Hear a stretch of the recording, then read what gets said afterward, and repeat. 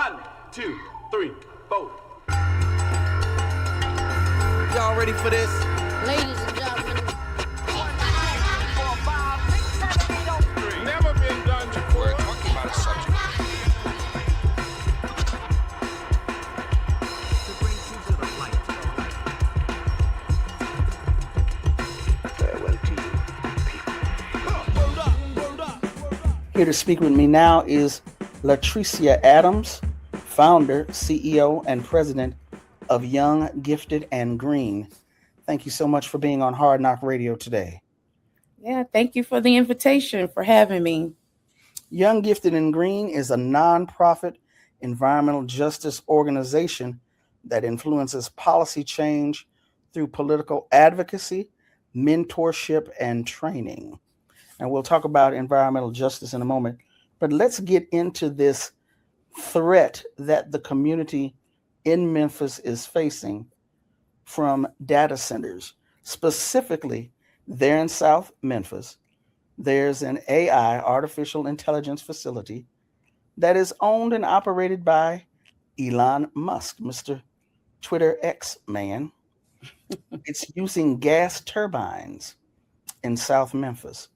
Can you tell our audience exactly what is happening, why this is raising alarms for the community? What is the issue? Yeah, so XAI was actually announced in a press conference in June 2024, and the entire city was blindsided and caught off guard. And not just residents or constituents, but even our elected officials. So our city council was not privy to this development. Neither was our county commission, our land use control board, the air permitting, our air regulator, our health department. Wait, hold on. That's a lot of entities. A lot of entities that didn't know what was going on. My understanding is this facility is rather huge. Mm-hmm. So how did Elon just walk this in there?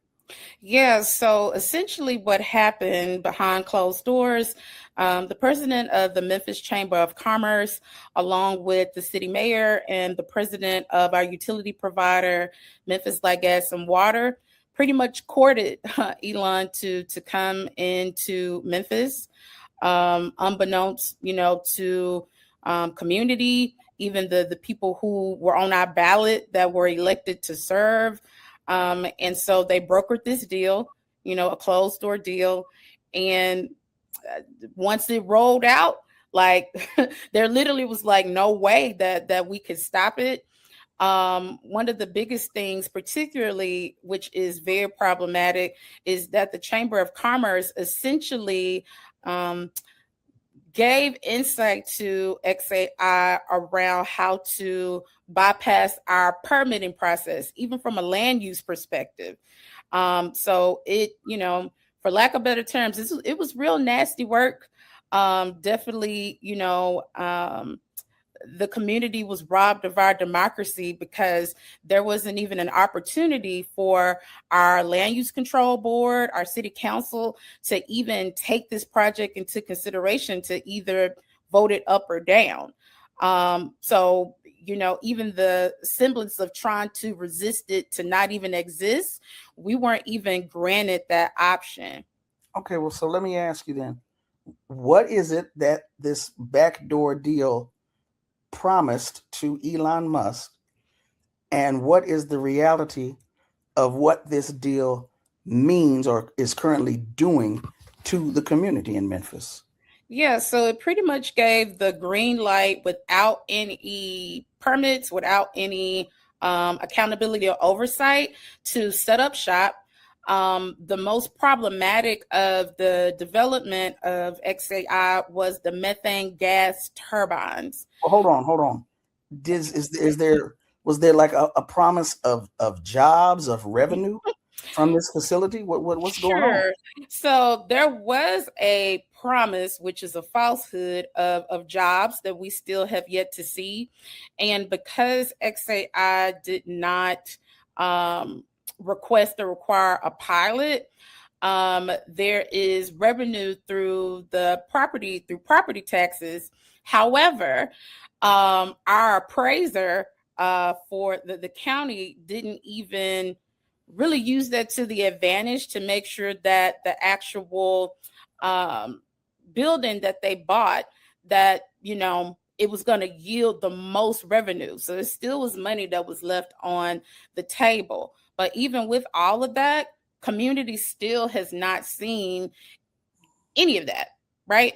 The only things thus far, and we're going into, you know, almost 2 years in June, is they sponsored the St. Jude Marathon. So St. Jude, where sick children go. And then they also sponsor something out in the suburbs called Starry Nights. Okay, so the methane gas, the environmental impact, I cut you off, but go back to that for us. Yeah, so with the methane gas turbines, they were operating 24/7 without any pollution controls and without a permit for almost a year. So the health department, which is our air regulator, completely violated the law.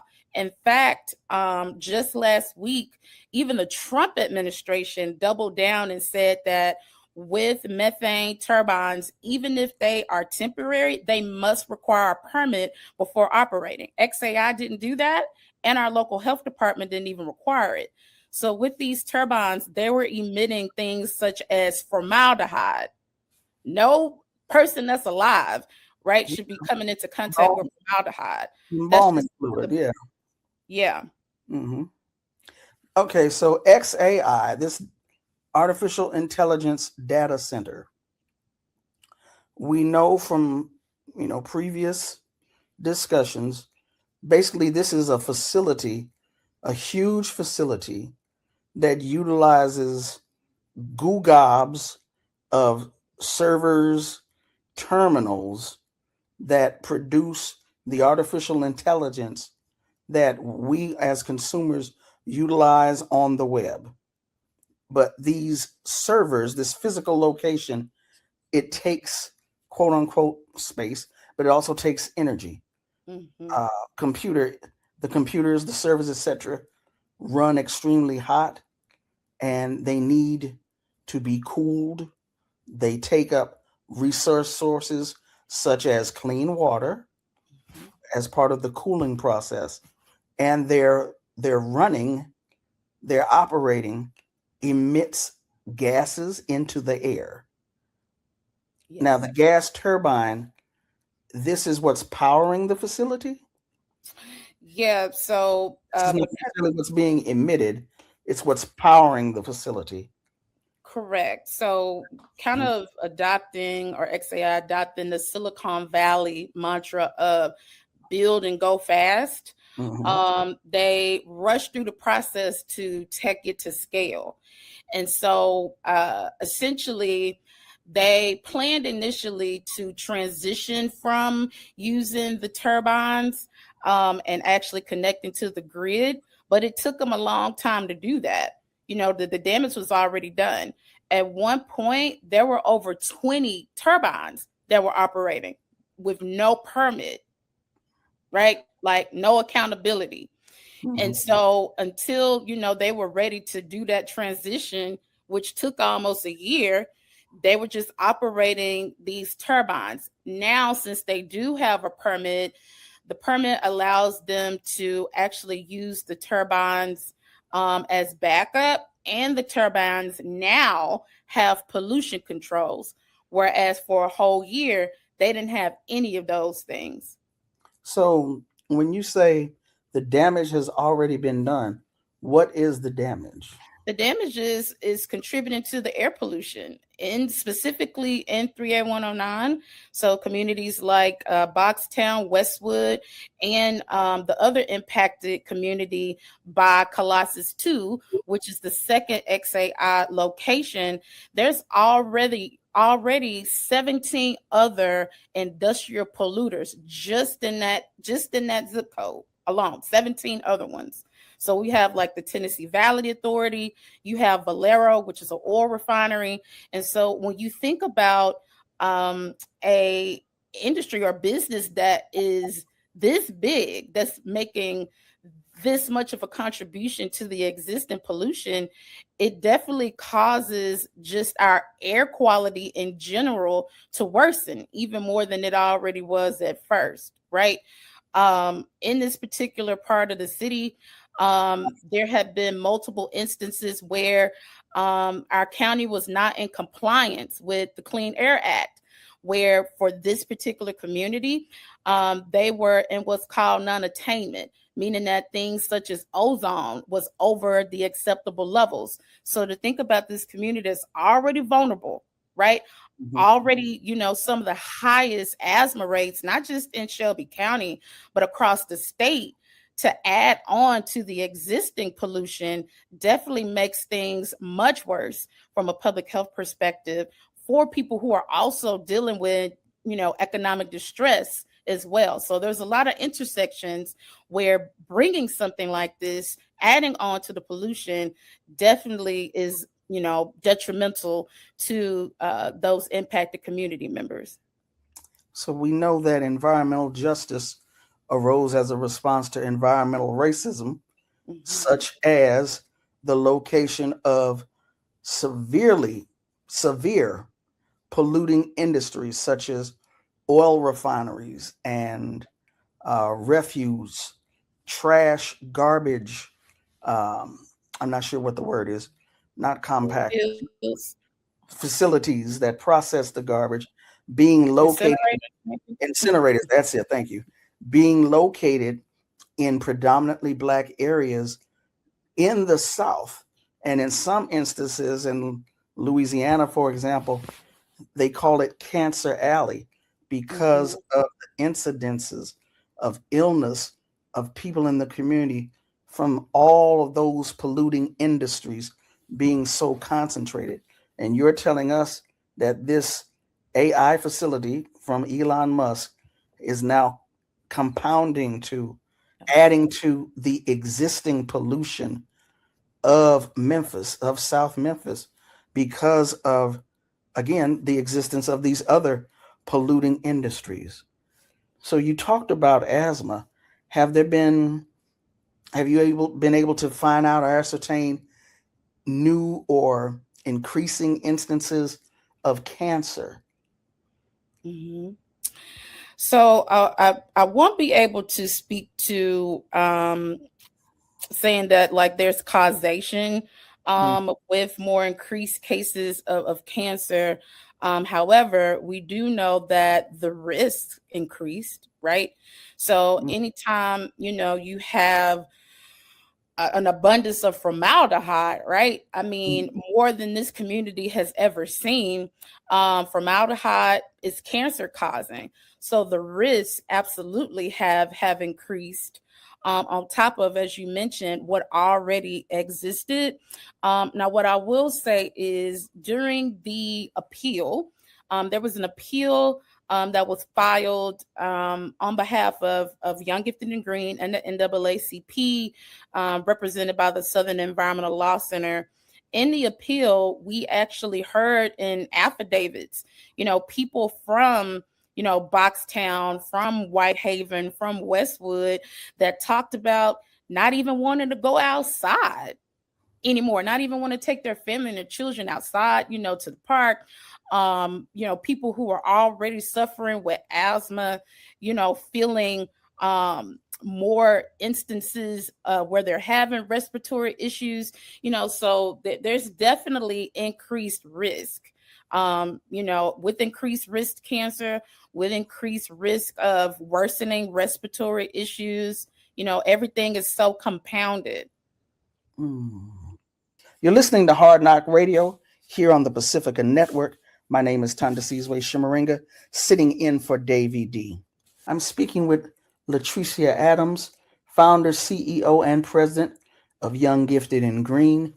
Young, Gifted, and Green is a nonprofit environmental justice organization that influences policy change through political advocacy, mentorship, and training. So we talked about air quality, we talked about asthma, cancer, pollution of the water resources. I mean, pollution of air is bad enough, but tell our audience if you could, a little bit more about what the environmental threats, the environmental racism threats that the community is facing. What does this look like on a day-to-day basis? Yeah, so one of the big things, and it may seem very superficial, but it's not. There is a very intense stench. Like, when you have arrived in Boxtown, it smells like sulfur. It's really strong. And again, even beyond just XAI, you have so many other pollutant industries that's in that community. And so I even think about, my family. My family lives within walking distance of Valero, a oil refinery in the middle of a Black community. It's literally beside MLK Park, Dr. Martin Luther King Park.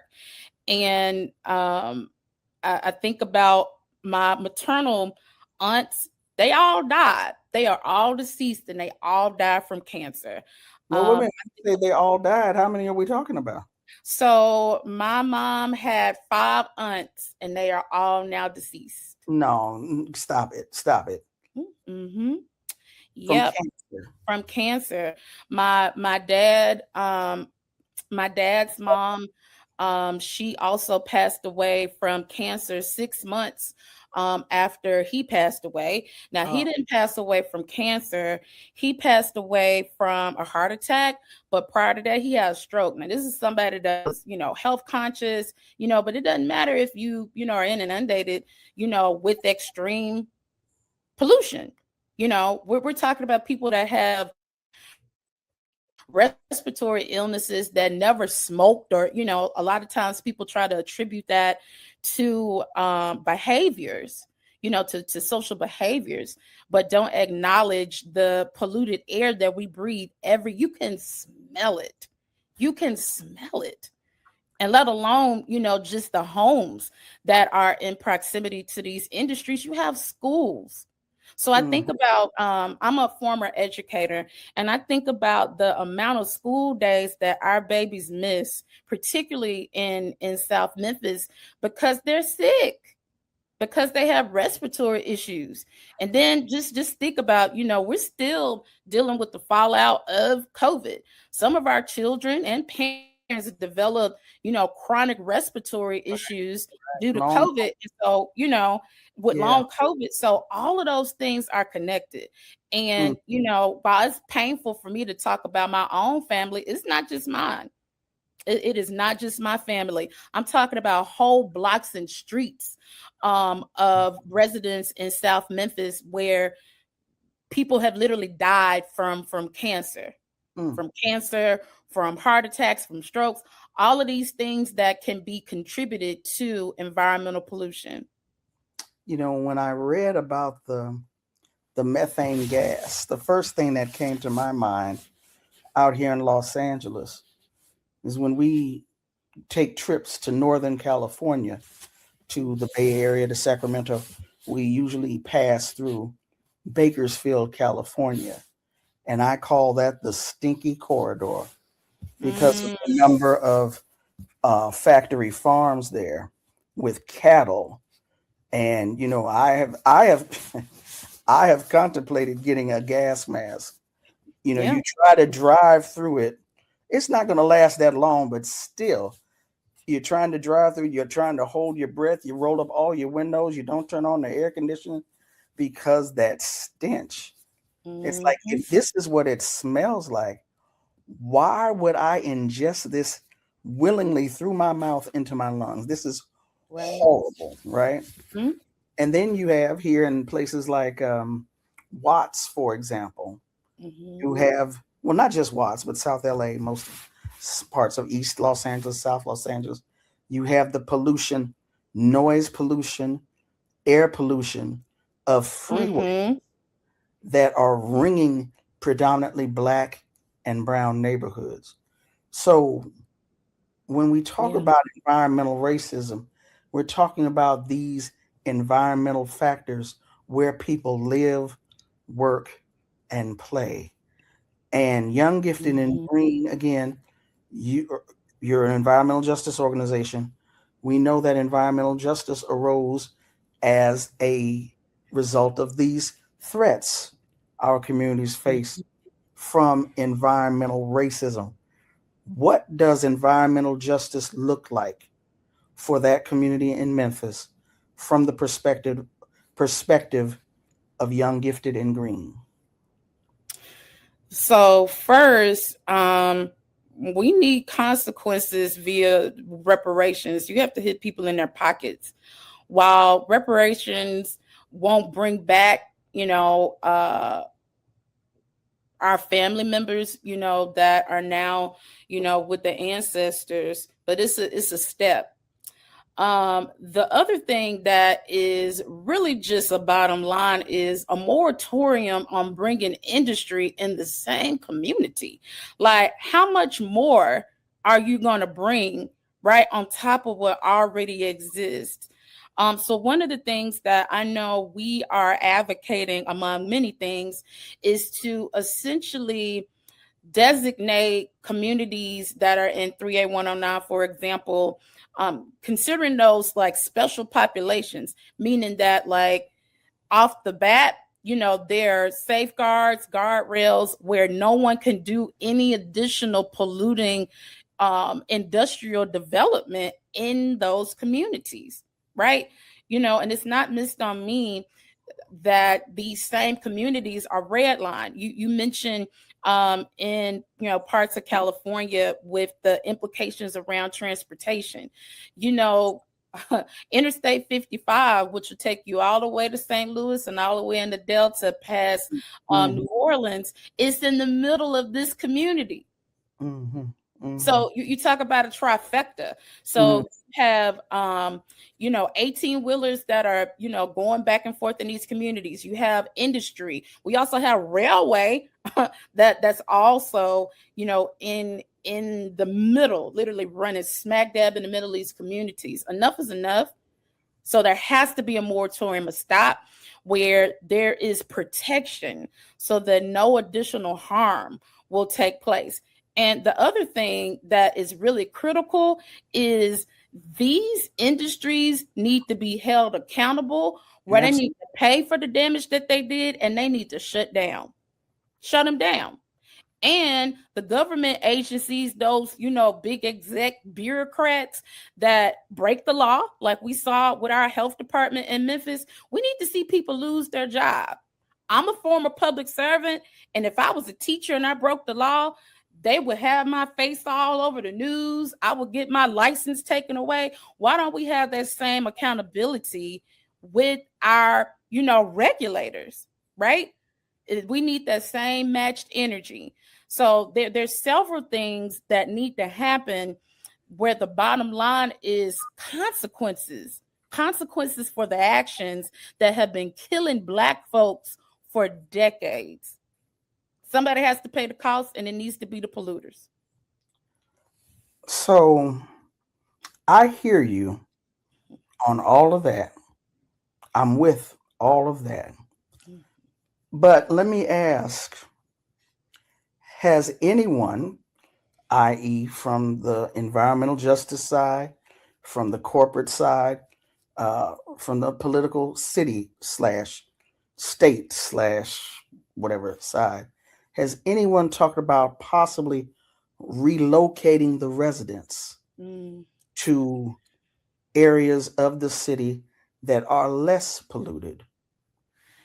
Yeah, so that has come up with some of our state legislators. I think so. It's highly sensitive, and I want to quickly tell you why. So there's so much history of Boxtown, even in its namesake. The reason why Boxtown is called Boxtown is it's one of the first. Orange Mound in Memphis is the first Black community established post-emancipation. Boxtown came shortly thereafter. It's called Boxtown because former enslaved people took train carts and turned them into houses. So this community was literally built from the bottom up from people who were formerly enslaved. I mean, literally their blood, sweat, and tears are in the soil of this community.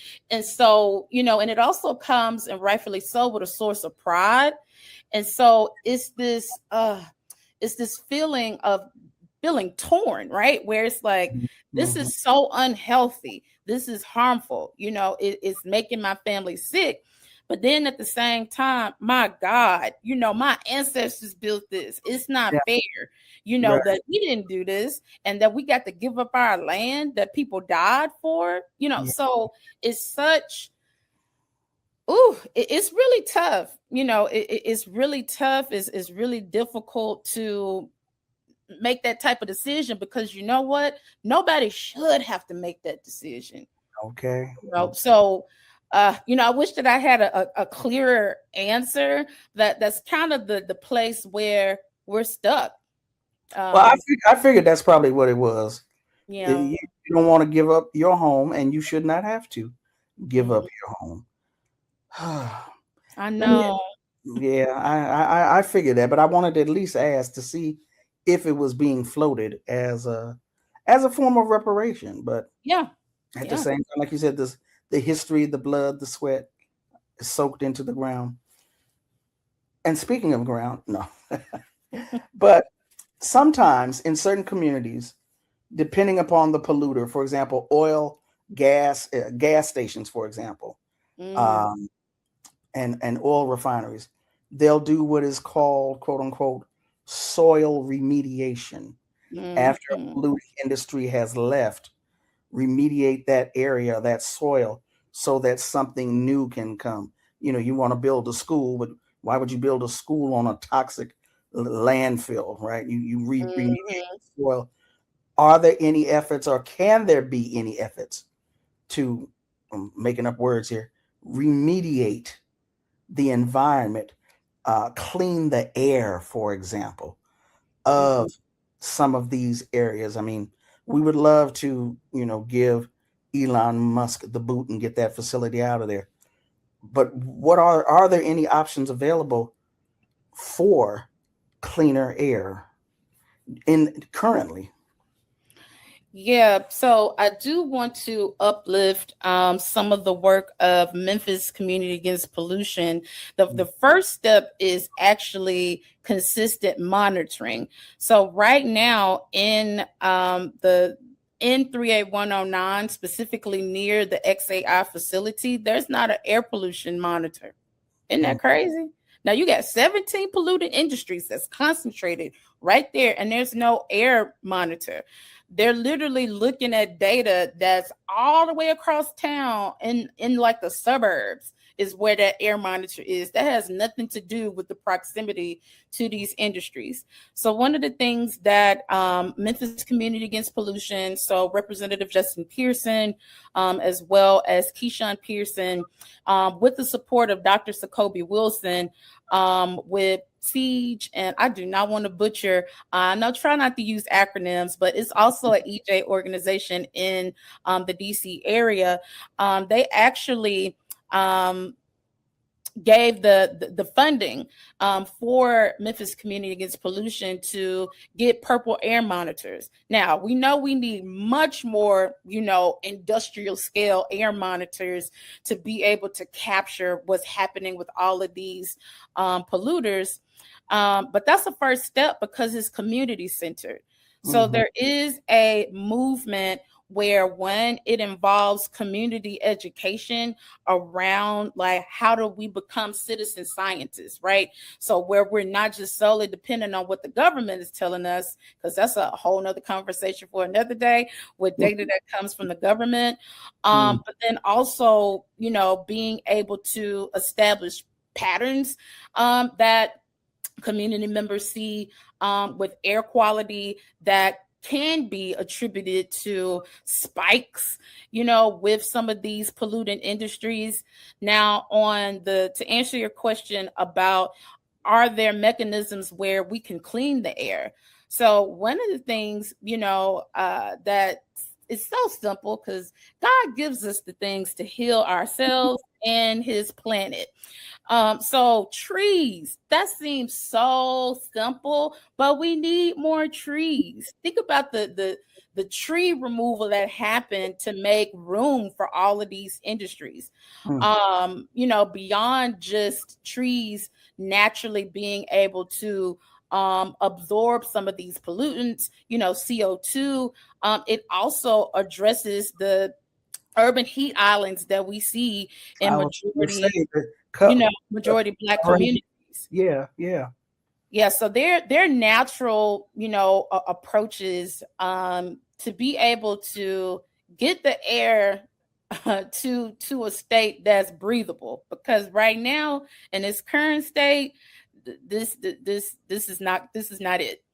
We definitely have to come up with solutions where we have the same quality of air that people are breathing in South Memphis needs to be the same that people are breathing in affluent parts of the city and the county. Mm-hmm. Absolutely.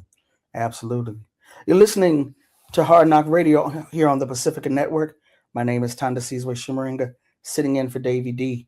And I'm speaking with LaTricea Adams, founder, CEO, and president of Young, Gifted, and Green in Memphis, Tennessee. So earlier I talked about, Cancer Alley, these communities throughout the South. We talked about Louisiana. But this current fight against data centers and AI, this one that's currently happening there with you in Memphis and in other communities where they are developers, businesses, corporations are attempting to set up. What's at stake if our communities don't win these battles against these type of polluting industries? Mm-hmm. I hate to sound morbid, but we have to tell the truth. This is a life or death situation. And not even just as it relates to the pollution that impacts our health, but even, from a water perspective. Now, Memphis, we're right by the Mississippi River, and we're also on a natural sand aquifer, one of the wonders of the world. But when I think about like other communities that are not, that's landlocked, that don't have proximity to large bodies of water is scarce. Is one of the most critical, even though it shouldn't be, commodities, at this point. And so that's an excellent question. What happens when we literally run out of water? Because we've prioritized, and I'm saying we as a country, not we as Black folks, we as people who are directly impacted by the decisions of oligarchs and billionaires. But it truly is a life or death situation. We got the air that's tainted, the water that's either tainted or non-existent. We're in precarious times. And if we don't get a hold of this, I say this often, if Jesus is ready to come back, let me know.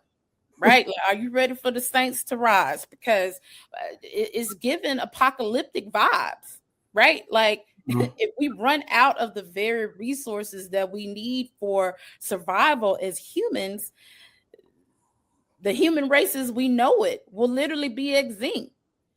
And we're acting like, when we think about prehistoric times, we're acting like that's not possible. Yes, it is. I don't know, if listeners are, faith-based folks. I'm from the South Memphis. We got a liquor store for every church that we have, but even from a biblical perspective, so do we in South Central. But go ahead.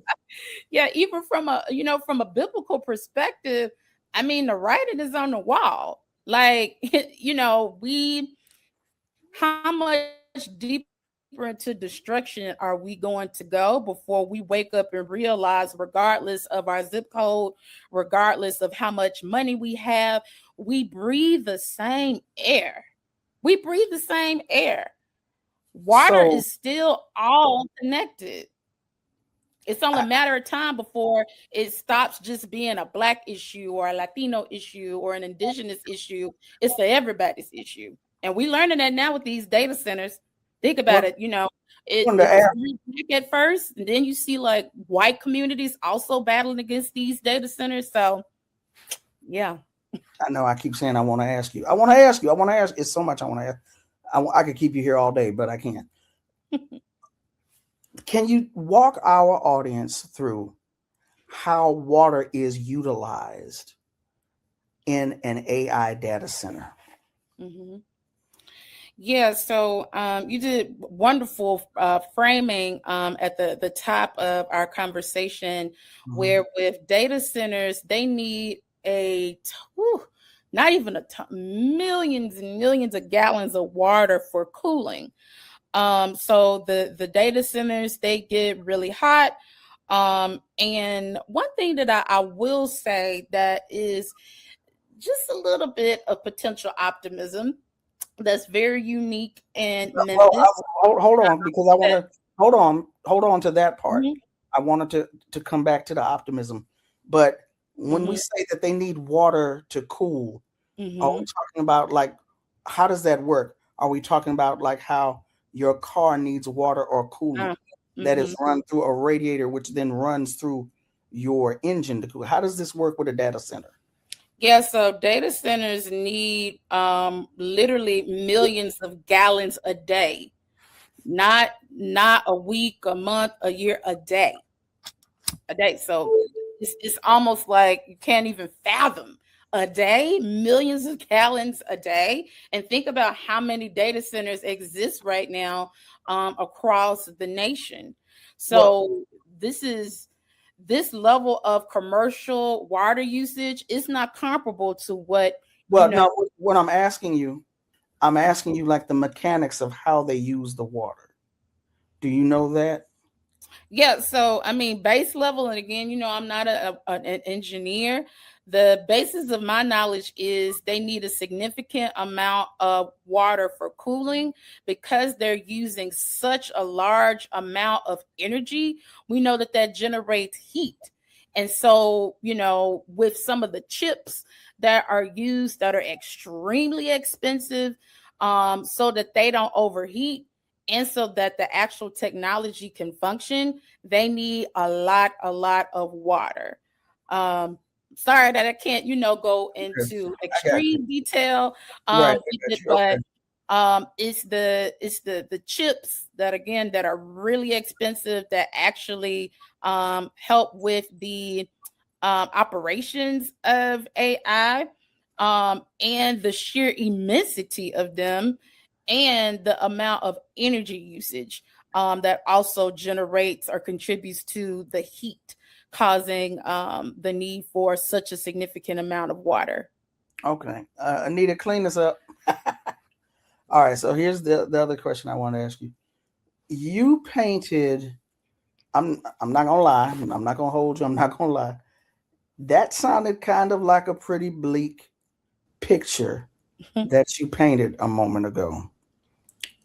What gives you hope in this battle, in this fight? Yeah, so you know what? It feels like, we've been taking a lot of punches, like roadblock after roadblock. And this is going to sound cliche, but it's really not.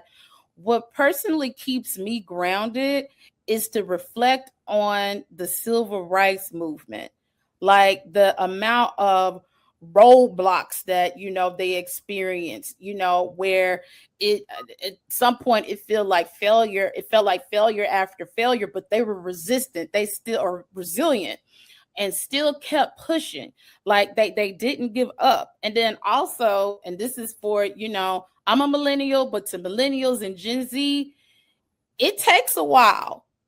It is definitely, unfortunately, it is a marathon. It's not a sprint. Like I think about, for example, like the Montgomery boycotts. That took a long time, so these are some things that are not going to be solved overnight, just like white supremacy wasn't developed overnight, right? So it has to take resiliency. But when I feel like downtrodden, like I'm sick of this, there is nothing that is happening that I've seen in my lifetime that would even a little bit be comparable to my ancestors. So when I feel like I'm overwhelmed, even I think about my mom. My mom was less than 5 minutes away from the very location where Dr. Martin Luther King was assassinated in Memphis. That's my mama, not my grandma, not my great grandma, Right. so those are the things that give me optimism, when I think about, the power behind not just getting the Civil Rights Act passed, but the movement, right? The points that led up into that moment. We're in the civil rights, era 2.0, where this is going to have to be a fight that I might not be able to see being won, while I'm still here on earth, but I'm for darn sure I'm going to keep it going because we have to. We can't stop. For listeners who are hearing this and want to support Boxtown or perhaps challenge environmental racism in their own communities, what concrete actions would you suggest for them? Yeah, so I'll name 3 things. The first thing is build coalitions. This is a lot of work that requires a lot of people and a lot of talents. I always use analogies from the church. Know what your ministry is and contribute to this movement. I always go back to the civil rights movement. I even think about people who were good cooks. You need to feed people that are up late, strategizing, whatever your ministry is, there's a space for you in this movement. The other part that is a caveat to that is everybody has their own assignment. And so we, with the organization, we have a leadership program. And one of the things that we push people's thinking on is there's several roles that you can play in any type of movement. You got your elected officials, love them or hate them, they're the decision makers on laws and policies. You have boards and commissions, right? When you think about land use, that's a board that's made up from appointed people. You also have your community organizers, who are the people that are the stewards of community that can mobilize people very quickly. You have the activists that are going to make noise, that's in your face, that's going to let you know what the issue is. You have advocates that may show up with starting petitions, using their, proximity to power, using their treasure, donating to movements. There's all sorts of ways that you can show up in this work. It's literally a role for everybody. And understanding that you might not necessarily have the same car, but you might be going to the same location. You might not be in the same lane, but you're still going to the same location. So understanding, what that common thing is that you want to accomplish as a community, and understanding what each respective individual's role is will definitely get us closer to, the promised land. And is that the approach you all have been taking there in Memphis?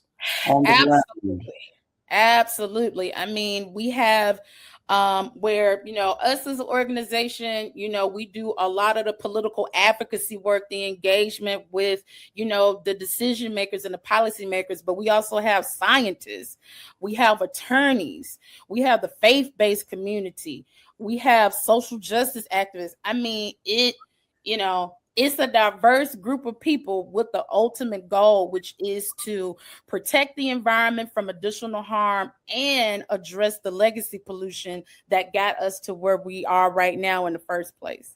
So teamwork literally makes the dream work. And for Hard Knock audience members, 5, 4, 3, 2, 1. For Hard Knock listeners who want to follow along with what Young, Gifted, and Green is doing, how can they keep up with your work? Yeah, so social media is going to be the best outlet to stay up to date on what's going on with XAI and other environmental issues that we tackle. So our handle is Young, Gifted, Green. And if you make the connection, it's a play on Young, Gifted, and Black by Nina Simone. But Young, Gifted, Green is our handle on Instagram, Facebook, LinkedIn. Twitter, we still there, but what is it? Don't, Blue don't Sky. call it, we don't call it X. We call it Twitter. It's Yeah. gonna always be Twitter for me. I refuse to call it. Right. Right. Yes. So Young Gifted Green is our handle on all social media outlets. You can also visit our website, which is younggiftedgreen.org, also to stay up to date on what we're up to. You know what? I had a question that I suppressed because, like I said, I could keep you here all day. I want to let you go. I don't want to hold you, but this question keeps gnawing at me. So I guess that means I need to ask it. I back in the day, I lived in Atlanta, Georgia, and I worked with the Southern Organizing Committee, Ann Braden and Connie Tucker, and I forgot the sister's name, Margaret. I want to say her name was Margaret Mitchell in Savannah, Georgia. They were all part of the convening and present at that National Environmental Justice Conference in Washington, D.C. in 1990 or 91, where those principles of environmental justice were first drafted. Mhm. And they used to talk about SLAPP suits a lot. Yeah. SLAPP, strategic, that's SLAPP, strategic lawsuits against public participation. Mm-hmm. You know, in those days, in the late 80s, 90s, etc., when folks would organize in the communities around these polluting industries, these corporations, multinational, multi-million, multi-billion-dollar corporations, those companies would slap a lawsuit on them. And the lawsuit was rather frivolous. It wasn't going to go anywhere, but it was designed to chill their organizing and to tie up their resources. And obviously you're familiar with that.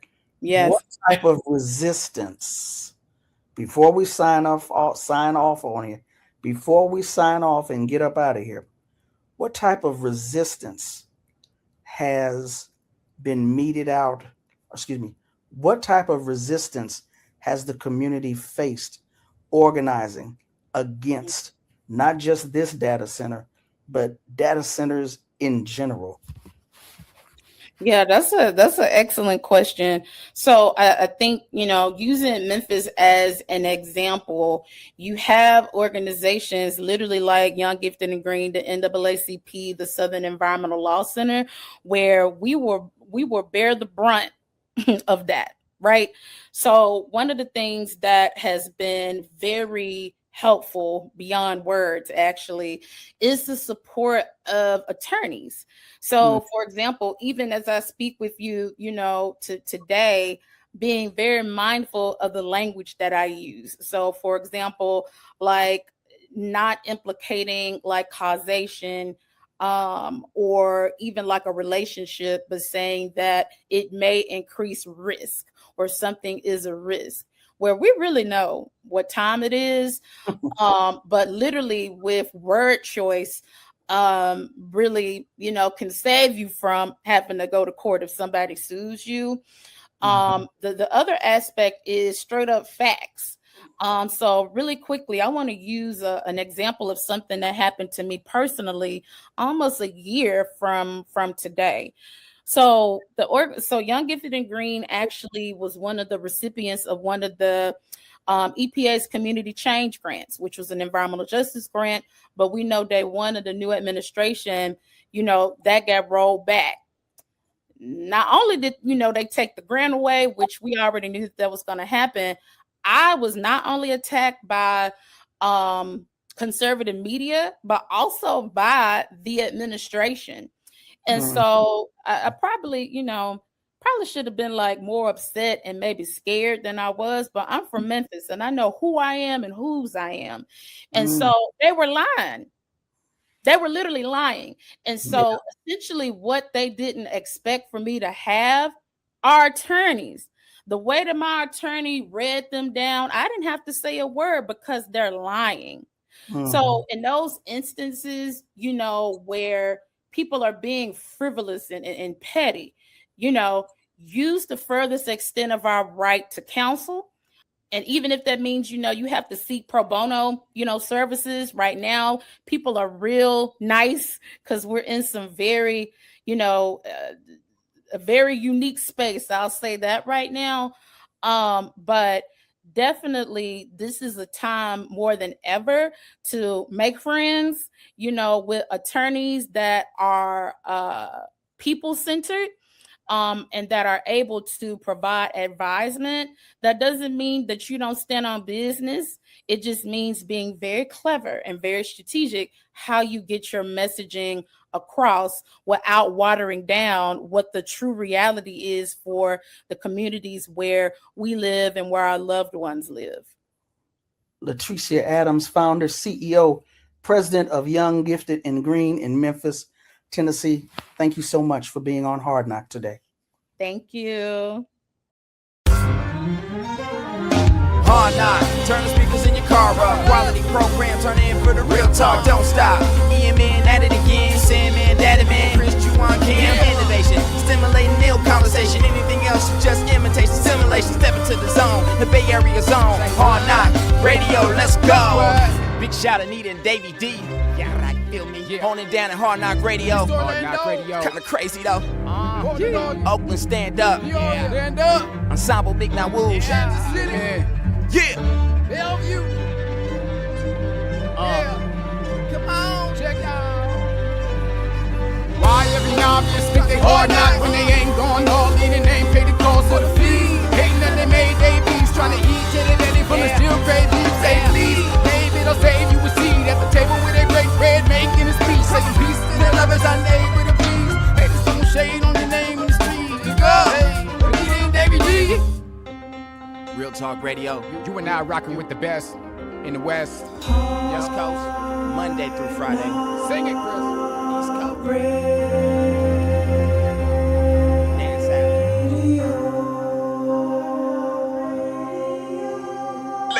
Ha, hey, Hard Knock Radio. East, West, North, South, conectados. Every set, every hood, barrio to barrio. Y'all stand up, stay righteous. Speaking to the thugs, one love. We know where y'all at. Top, Brown Buffalo. It's a hard knock life, gotta pay your bills. They want a song about bling, but it ain't real.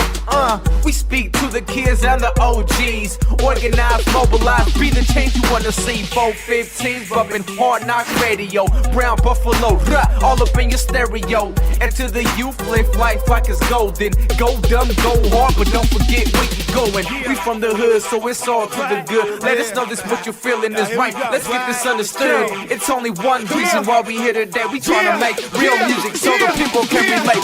Learning from these hard knocks, slipping in these hard knocks, listening to hard knocks, questioning the podcast. Learning through these hard knocks, living for this hip hop, listening to hard knocks, ripping to the hard side. Learning from the hard knocks, living in these hard knocks, listening to hard knocks, questioning the podcast. In the realm of the airwaves, where the truth does spin. Hard Knock Radio takes the mic, let the dialogue begin. From the heart of the culture, where the beats do sway. Hip hop, politics, and culture. Rule the day. Rocking on your radio. Hard Knock rocking on your radio. Hard Knock rocking on your radio. Speaking truth to power. Hard Knock rocking on your radio. Hard Knock rocking on your radio. Speaking truth to power. Hard Knock rocking on your radio. Hard Knock rocking on your radio.